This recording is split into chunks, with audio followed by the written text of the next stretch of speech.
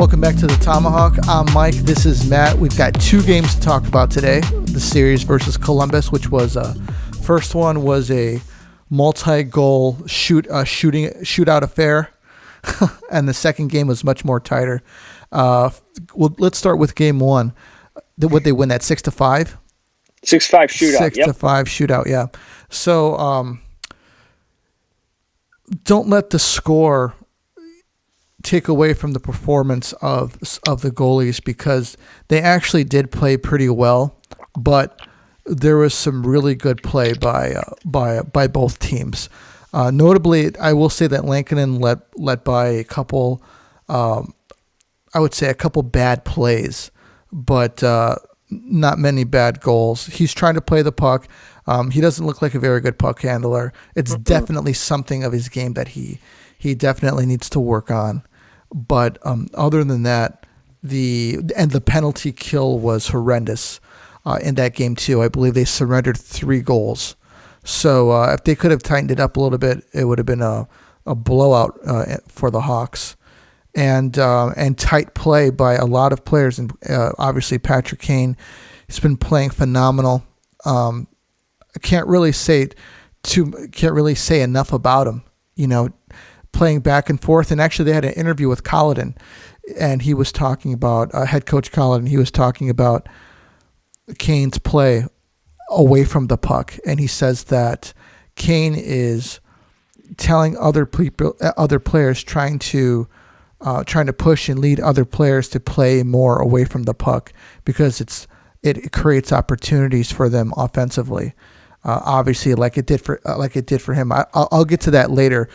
He had a play today, a huge play today that they could have got a goal on, but they didn't.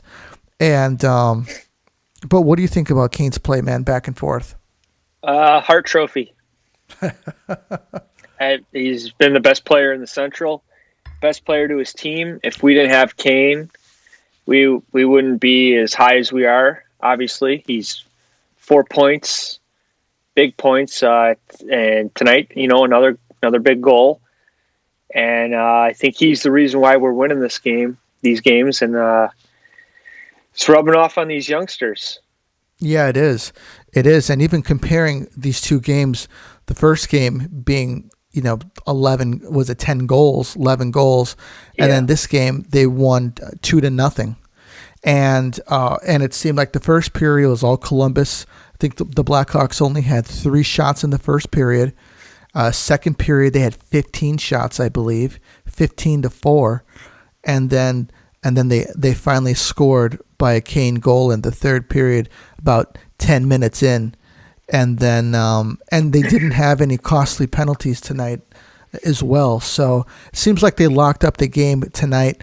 It looks like Columbus locked up their game too. They had a costly penalty by Roslovic with 3 minutes left. 3 minutes left in the game. Yeah. It was a huge backbreaker because he tripped Dehan going after the puck, and he tried to skate through four Hawks, and unnecessary. Yeah, it did. Tortorella looked under that mask. He looked pissed. Yeah, he did. You could just see it in his eyes. Yeah, and But like I said, it's like you said earlier, it's a statement game today, and some really big effort by the Hawks. What do you think, man?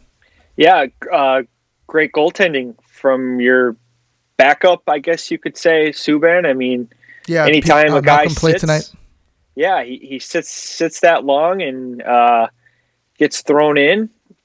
Columbus is a pretty good team. We're kind of evenly matched, and getting a shutout against that team, we've been having some high-scoring games with this team, and he made some big saves. That second period save where Zadorov turned it. Yeah, he turned the puck over, and Zadorov ended up rocking that guy just after he passed it, and I think Subban threw the blocker up and made a huge game saver.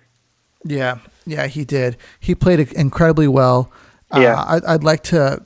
I was hoping that Lankinen would get the start tonight, and then Subban have an opportunity to maybe get a series of his own coming up with Detroit. Coming up against Detroit.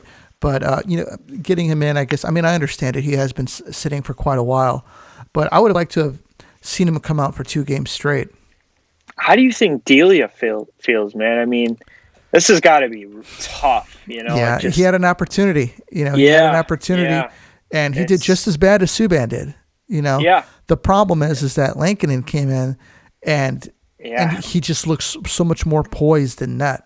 He does. I mean, even tonight, Subban. I mean, he was all over his net a few times, and he loses his crease, quite a bit. But he does play the puck better than Lankinen does. He does. Well, he got the shutout. He got us a win, and that's all you can ask for in your backup goalie. Right. It's not really flashy. He kept it simple tonight, and it helped us. Yeah, I agree, and I like him too. You could tell by the players when they were congratulating him after the game that it looks like the team in general looks to be pretty tight. They look to be like a group of guys that are growing together and maybe believing in each other, and hopefully it turns into guys playing for each other. I would have liked to have seen more of a response from that kind of late hit that I think Savard put on Kane in the last game, third period. Yeah. But at the same time, there's no kind of an answer back as a win, and ultimately they got the win. But I would have liked to have seen them stick up for Kane a bit more. I don't think we really have anybody, unless you want to call, Hagel our guy. Well, Kane had to take matters into his own hands on that one. He gave him a good two-hander, but that was a dirty hit. There's no reason. If you see numbers, you can't be doing that. No reason to even touch him, and he was coming in fast too, man. I mean, that's the type of defenseman you want on your team like that. That's Savard. He's a mean dude. Mm-hmm. He's kind of like that Gudis. Radko. That guy's Gudis. Oh, I'd be scared shitless if I was dumping that puck in and you got this guy coming at you like you're hearing a train coming. You're going to get hit and it's going to hurt. Yeah. But that Savard reminds me of kind of like a version of him. But when you see the numbers, 88, come on, you can't do that. Yeah. And as far as Subban, I mean, I like you said when they were all congratulating him. I mean, even Lankinen and him, you got two guys competing for the same job and they're cheering each other on. That's great to see because that reminded me of Ray Emery and Crawford that year. Yeah. Ray Emery was awesome that season, and I'm so glad he got to win a cup with us. And yeah. And you like that. Your goalies get along, and you don't want, any bad blood going on, Oh, yeah. Especially between goalies, Yeah. I mean, I think a couple of years ago, I got the vibe with, remember Huey and Hobby Bullen? I think Hobby Bullen was like, what the heck you signing this guy for? I think it threw him, it was kind of like a surprise. Yeah. I was surprised too. I'm like, geez, okay, we're going for it. We're spending like $12 million on goaltending, and it caused a lot of drama. And then we ended up losing Hobby Bullen the next year, and then Niemi comes out of nowhere, kind of like a Lankinen, And then more drama, and then Huey's mad. He's lost his net, and we're investing all this money, and then we lose Niemi. And then, and then Ranta comes up. Ranta. We had Turco, great. Crawford. Yeah, that was a great little. We had 3 goalies that were at one time. We had Crawford, Ranta, and Darling. Right. And I think Darling was just playing so well that we had no choice. We had to get rid of Ranta. No, Ranta was gone. I think that year. I think Crawford was hurt, and we had Ranta and Darling. Because I thought we traded Ranta to Phoenix. No, we traded him to the Rangers. Mm. We'll have to look it up, but I'm pretty sure we had those guys, and we had 3 solid goalies at the time, and they were all just good goalies for us, and that was the year we won the cup. Right. And I think we ended up getting rid of them. 2013, right? Yeah, we ended up getting rid of Ranta, I think, that summer to New York. Mm-hmm. And then he played behind Lundqvist and got his opportunity in Phoenix finally. Right. Yeah. And he's kind of bounced around ever since then. Yeah. So What else do you got, man? Who else do you think stood out to you other than Brandon Hagel? He's had some great effort out there. He's still doing the same thing 100% every line. It's hard to not say what we've already said before. It seems like we're getting a consistency amongst the lineup with effort and play. I will say Bolquist played pretty well today. He didn't stand out. He didn't stand out in a negative way. But he didn't stand out too much in a positive way either. So I would say he held his own and played his position well. And what do you think about Domi trying to pick on Ian Mitchell? Oh, I texted you that as soon as this guy got traded to Montreal, he's no longer Mr. Tough Guy to me. And picking on a rookie, come on, Mitchell. Come on, dude. Enjoy the fourth line. Yeah, no kidding. I hate that. You know who I noticed today? I thought DeHaan played great today. I thought he made some really smart passes, and he got that pass to Kane, right? That long pass. And, I mean, the play in his own zone today was great. I mean, even Foley mentioned one where he turned his head and looked, and his partner had a guy coming, and he just made a little pivot, turned the whole play around, and created a scoring chance. Yeah. I thought he was good today. And really impressed with Mitchell, just stepping in and finding open ice, playing good D. Zadorov, like we said, when Subban had to make that nice save, he turned the puck over again, and I just think he as soon as he gets the puck, it's gotta let's go, move it. Don't try to skate it because it's happening a lot. Yeah, and I feel like I'm the only one saying it, so. I like seeing him take shots, though.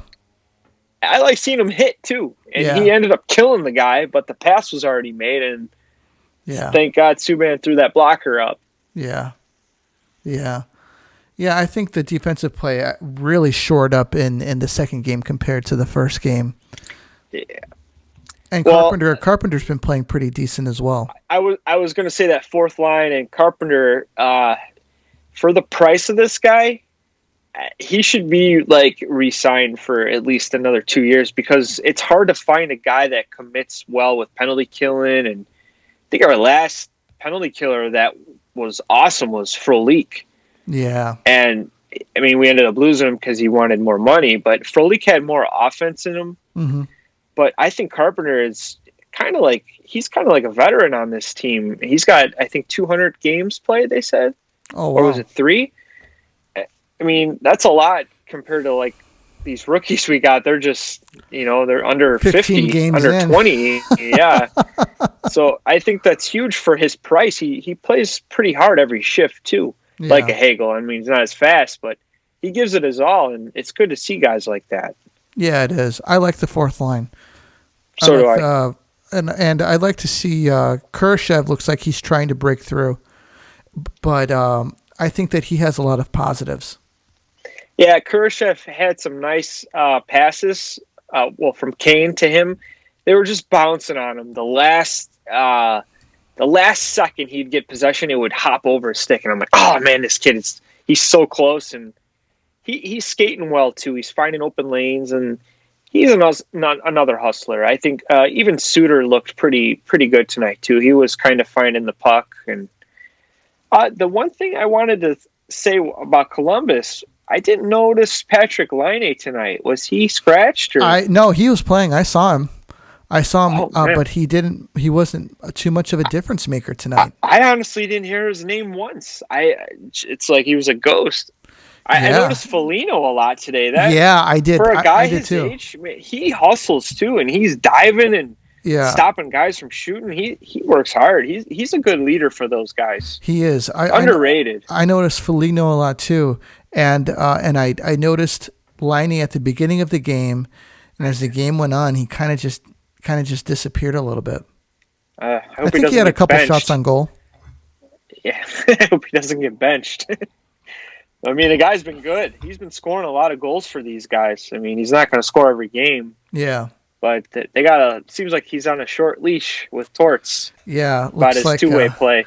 It might have gotten a talking to after the game. I hope he doesn't want to get traded again. Yeah, no kidding. That'd be a quick one. Yeah. Well, cool, man. You got anything else for tonight? No, we got Detroit next. We got Detroit.